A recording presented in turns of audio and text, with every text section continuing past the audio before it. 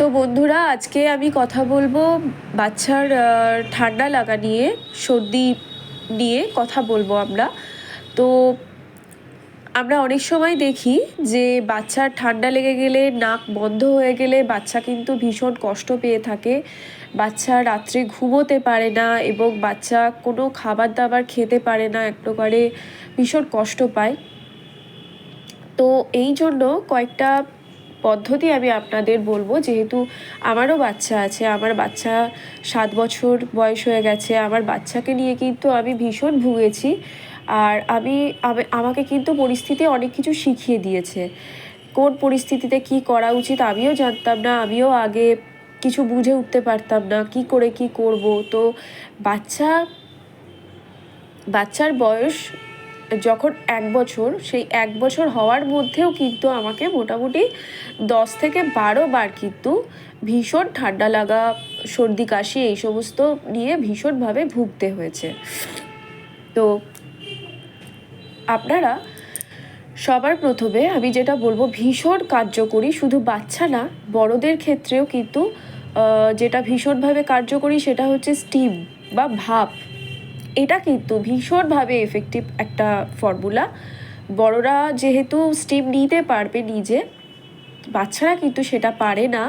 তো আপনারা কি করবেন, বাচ্চাকে আপনারা গিজারটা অন করে দেবেন বাথরুমে, তারপর কলটা খুলে দেবেন, কিছুক্ষণ দরজাটা বন্ধ করে দেবেন। ওই জলটা বেরোনোর সঙ্গে সঙ্গে যে ভাপটা বা যে জলীয় বাষ্পটা বাথরুমের মধ্যে যে স্টিমটা তৈরি হবে বাথরুমে, সেখানে আপনি বাচ্চাকে নিয়ে কিছুক্ষণ বসে যান। দেখবেন ওটাতে কিন্তু আপনার নাক বন্ধর যে সমস্যাটা, বাচ্চা কিন্তু অনেকটা আরাম পাবে, নাকটা কিন্তু খুলে যাবে। আর একটা যেটা, রাত্রিবেলা আমরা অনেক সময় দেখি যে বাচ্চা কেঁদে কেঁদে উঠছে, বাচ্চা ঘুমোতে পারছে না। তো সেই ক্ষেত্রে আপনারা কি করবেন, আপনারা 2-3 বছরের বাচ্চাকে কিন্তু মাথার বালিশ একটু উঁচু করে দিতে পারেন, কিন্তু তার থেকে ছোট বয়সের বাচ্চাদের কিন্তু আপনারা সেটা করতে পারবেন না। তো আপনারা তখন রাত্রিবেলা যদি এই সমস্যাটা দেখা যায় যে রাত্রে বাচ্চা কাশছে ভীষণ, কি ঘুমোতে পারছে না, তো আপনারা একটু গরম জল, ঈষতুষ্ণ গরম জল বাচ্চাকে খাইয়ে দিন, তাতেও কিন্তু বাচ্চা আরাম পাবে। আর নাক বন্ধ হয়ে গেলে কিন্তু বাড়িতে যদি আপনাদের নাসাল ড্রপ যদি থাকে, আপনারা সেটা দিয়ে দিতে পারেন, এতে কোনো অসুবিধা নেই। এটা কিন্তু এক প্রকারের নুন জল, এটা আপনারা দিয়ে দিতে পারেন বাচ্চাকে। আর যদি আপনারা দেখেন যে বাড়িতে নাসাল ড্রপ নেই, আপনারা কিন্তু নাসাল ড্রপ বাড়িতে তৈরিও করে নিতে পারেন নুন জল মিশিয়ে। কি পরিমাণে আপনারা তৈরি করবেন সেটা যদি আপনারা জানতে চান আমায় কমেন্ট করবেন, আমি অবশ্যই আপনাদের সেই বিষয়ে ভিডিও নিয়ে আসবো। তো আপনারা কিন্তু বাড়িতে এরকমভাবে নাসাল ড্রপ তৈরি করে নিতে পারেন। বা আমাদের মা ঠাকুমার আমলে কিন্তু আমরা দেখতাম, আমাদের যখন ঠান্ডা লাগতো তখন নাকের মধ্যে কিন্তু 1-2 ফোঁটা সর্ষের তেল কিন্তু দিয়ে দেওয়া হতো, তাতেও কিন্তু আমরা কিন্তু আরাম পাই। আর আরেকটা যেটা আপনারা করতে পারেন সেটা হচ্ছে, একটা ছোট রুমাল বা টাওয়েল জাতীয় কিছু গরম জলের মধ্যে ডুবিয়ে সেটাকে ভালো করে নিংড়ে নিয়ে কিন্তু আপনারা বাচ্চার নাকের মধ্যে চেপে ধরতে পারেন, তাতে কিন্তু খুব আরাম পাবে বাচ্চা। আর একটা যেটা, সেটা অনেকে হয়তো আমার সাথে একমত নাও হতে পারে, কিন্তু আমি আমার বাচ্চার ক্ষেত্রে করেছি, তাতে কিন্তু আমি ভালোই উপকার পেয়েছি। সেটা হচ্ছে আপনারা যে আয়রন মেশিন যেগুলো হয় সেগুলো দিয়ে কিন্তু বাচ্চাকে তার মধ্যে কিন্তু কটনের কোনো কাপড় বসিয়ে বা রুমাল জাতীয় কিছু বসিয়ে সেটা কিন্তু হালকা আপনারা হাতে করে দেখে নেবেন। তো সেটা কিন্তু আপনারা আপনার বাচ্চার বুকের যে ছাতির মধ্যে কিন্তু চেপে চেপে দিতে পারেন, তাতে কিন্তু বাচ্চা আরাম পাবে বা ভেতরে যে কাফটা জমে আছে সেটা কিন্তু গলে যাবে। এটা স্টিম দেওয়ার ক্ষেত্রে আমি আরেকটা পদ্ধতি বলবো, সেটা হচ্ছে স্টিমার কিন্তু পাওয়া যায় বিশেষভাবে তো আপনারা কিন্তু অ্যামাজনে কিন্তু পেয়ে যাবেন, আপনারা ডিসকাউন্টে পেয়ে যাবেন কিছুটা। এই স্টিমার কিন্তু আপনারা ব্যবহার করতে পারেন আপনাদের বাথরুমে, তো সেটাতে কিন্তু খুব ভালো কাজ হবে। সেটাতে কিন্তু বাচ্চার কিন্তু নাক বন্ধ থাকলে বাচ্চা কিন্তু ভীষণভাবে আরাম পাবে। আর একটা যেটা, ঠান্ডা লাগলে আপনারা যখন দেখবেন যে বাচ্চার ঠান্ডা লেগেছে ভীষণ, তো সকালের দিকে বাচ্চাকে কিন্তু নিয়ে একটু বাইরে বের হবেন, বাইরে মাঠে বা সামনে যদি কোনো মাঠ থাকে বা বাইরে কিন্তু আউটডোরে কিন্তু ওকে নিয়ে যাবেন। তাতে কিন্তু বাচ্চার নাক যদি বন্ধ থাকে তাহলে কিন্তু সেটাতে কিন্তু বাচ্চা আরাম পাবে। আর একটা যেটা, নাক বন্ধ থাকলে আপনারা একটা কাজ করতে পারেন, সেটা হচ্ছে যে একটা কাপড়ের মধ্যে ছোট্ট, তার মধ্যে কিন্তু আজওয়াইন বা জোয়ান যেটাকে বলি আমরা, সেই জোয়ান ওটাকে ভালো করে বেঁধে নিতে পারেন এবং ভালো করে ওটাকে রগড়ে হাতের মধ্যে ভালো করে বেঁধে নেওয়ার পর হাতের মধ্যে ভালো করে রগড়ে নেবেন, যাতে নির্যাসটা যাতে বেরোয়। তো সেটা আপনারা বাচ্চার নাকের সামনে ধরতে পারেন, তাতে কিন্তু বন্ধ নাক কিন্তু খুলবে। আর একটা যেটা হচ্ছে কালো জিরে যেটাকে আমরা বলছি, সেটা কিন্তু আপনারা ওই একইভাবে কিন্তু একটা ছোট্ট কাপড়ের টুকরোর মধ্যে বেঁধে পুঁটুলির মতন করে নেবেন এবং সেটা ভালো করে হাতে করে রগড়ে নেবেন যাতে নির্যাসটা বেরোয়। তো সেটা নাকের সামনে ধরলে কিন্তু বন্ধ নাক কিন্তু খুলবে। তো এটা শুধু বাচ্চারা না, এটা কিন্তু বড়রাও করতে পারে। আর আরেকটা যেটা দেখা যায় যে বাচ্চা ভীষণ পরিমাণে কাশছে মাঝরাত্রে বা যে কোনো সময় ভীষণ পরিমাণে কাশি হচ্ছে, তো সেই মুহূর্তে আপনারা একটু 1 চামচ মতন মধু কিন্তু বাচ্চাদের দিতে পারেন। তাতে কিন্তু ইনস্ট্যান্টলি বাচ্চার কিন্তু কাশিটা কমবে বা সে কিন্তু আরাম পাবে। এটা কিন্তু আপনারা করতে পারেন।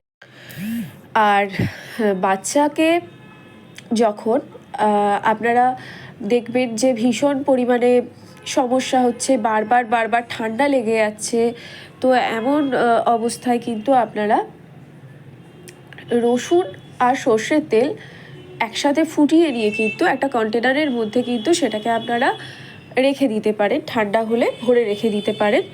আর যখন আপনারা যখন দেখবেন বাচ্চারা রাত্রিবেলা শুতে যাচ্ছে বা যখন দেখবেন কোনো রকম বাইরে কোনো অ্যাক্টিভিটি বাচ্চারা করছে না, দরজা জানলা বন্ধ করে কিন্তু এই তেলটা কিন্তু আপনারা 2 হাতের মধ্যে রাব করবেন। তারপর কিন্তু বাচ্চার ছাতি, বাচ্চার পায়ের পাতা, এসব জায়গায় কিন্তু আপনারা এটা লাগিয়ে দিতে পারেন। তাতে কিন্তু বাচ্চার কাফ কিন্তু অনেক চলে যায়। তবে হ্যাঁ, যখন এটা কিন্তু করতে হবে দরজা জানলা বন্ধ করে। হয়তো বাচ্চা, সবথেকে ভালো হয় যদি রাত্রিবেলা বাচ্চা ঘুমোতে যাচ্ছে যে সময়টা, সেই সময়টা কিন্তু আপনারা ওরকমভাবে বাচ্চাকে এটা লাগিয়ে দিলেন। তারপর কিন্তু বাচ্চাকে সমস্ত কিছু পোশাক পরিয়ে ঢেকে দিলেন। আর জানলা দরজা কিন্তু সেই সময় কোনো কিছু খোলা যাবে না, আর ফ্যান বা এসি কোনো কিছু কিন্তু সেই সময় চালানো যাবে না। তো এটা আপনারা কিন্তু করতে পারেন, তাতে কিন্তু আপনারা উপকার পাবেন।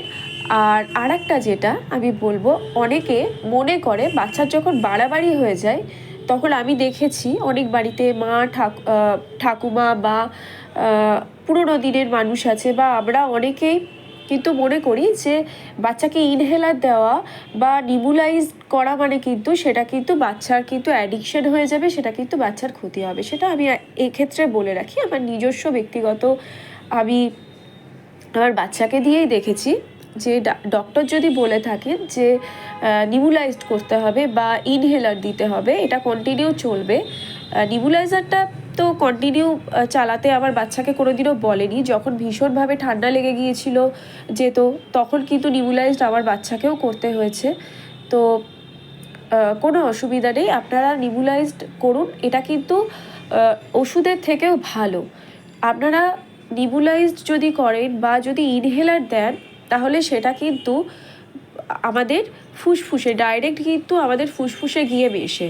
আর আমরা যদি কোনো ওষুধ খাই, তাহলে কিন্তু সেই ওষুধটা কিন্তু প্রথমে আমাদের রক্তে গিয়ে মেশে, তারপর সেখান থেকে কিন্তু আমাদের ফুসফুসে গিয়ে মেশে। আমাদের ওষুধে কোনো রকম ওষুধে অ্যাডিকশন হওয়ার সম্ভাবনা আছে, কিন্তু আমাদের নিবুলাইজার বা ইনহেলার এগুলোতে কিন্তু কোনো রকম অ্যাডিকশন হওয়ার কিন্তু কোনো সম্ভাবনা নেই। তাই আপনারা নির্দ্বিধায় ডাক্তার যতদিন বলেছে ততদিন আপনারা নিবুলাইজড করুন। ইনহেলার দিতে হলে ইনহেলার দিন, এতে কোনো সমস্যা নেই।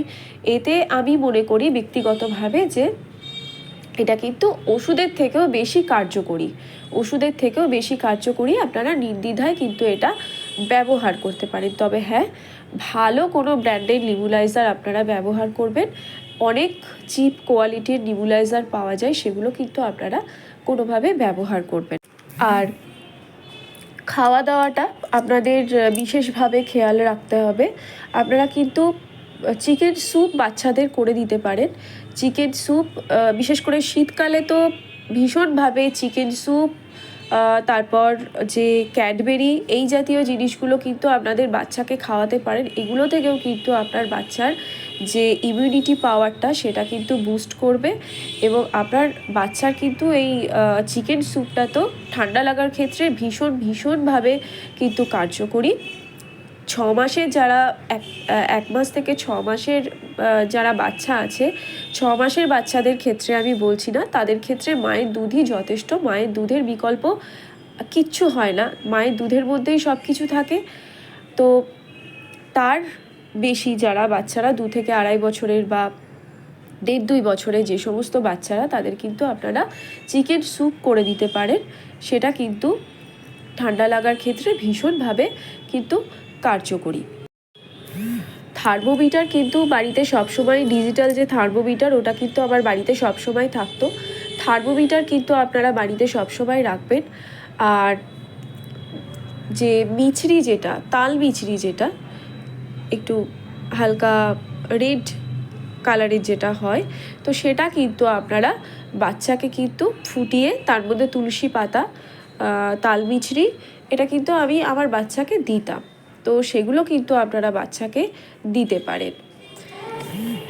বাচ্চাকে কিন্তু রেগুলার অয়েল ম্যাসাজ করুন।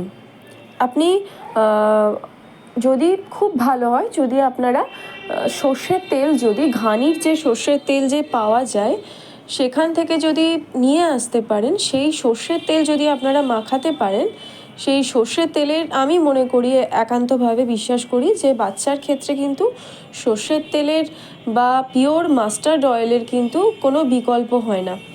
আপনারা যদি পিওর মাস্টার্ড অয়েল বাচ্চাকে মাখাতে পারেন তাহলে কিন্তু ভীষণ ভালো হয়। আর তা যদি না হয়, আর ডক্টর যদি অন্য কোনো অয়েল আপনাদের রেকমেন্ড করে মাখানোর জন্য, তো সেটা আপনারা করতে পারেন, কিন্তু অয়েল ম্যাসাজ কিন্তু রেগুলার আপনাদের করাতে হবে। আমি যেরকম আমার বাচ্চার ক্ষেত্রে জনসন্স বা কোনো রকম কোকোনাট অয়েল আমি কিন্তু বাচ্চাকে ম্যাসাজ করতে পারতাম না। অনেকে করান, অনেকের বাচ্চার সমস্যা হয় না। তো সেক্ষেত্রে আপনাদের বাচ্চার যদি কোনো সমস্যা না হয়, আপনারা যেটা মনে করবেন আপনার বাচ্চার ক্ষেত্রে ভালো হয়, আপনারা সেই অয়েল কিন্তু ম্যাসাজ করতে পারেন। তবে অয়েল ম্যাসাজ কিন্তু রেগুলার আপনারা রেগুলার অয়েল ম্যাসাজ করাবেন। যদি আপনারা মনে করেন যে বাচ্চার ঠান্ডা লেগে গেছে, কোনো কারণে আপনারা স্নান করাতে পারবেন না, তাহলে পরেও কিন্তু আপনারা কিন্তু অয়েল ম্যাসাজ অবশ্যই করাবেন। অয়েল ম্যাসাজ করানোর পর কিন্তু হালকা ঈষৎউষ্ণ গরম জলে টাওয়েল দিয়ে কিন্তু আপনারা আস্তে আস্তে রাব করে দেবেন, আস্তে আস্তে সেটাকে স্পঞ্জ করে দেবেন। সেটা আপনারা কিন্তু করতে পারেন, তবে অয়েল ম্যাসাজ কিন্তু অবশ্যই করাবেন। তো এই ছিল আমার আজকের টপিক নিয়ে আলোচনা।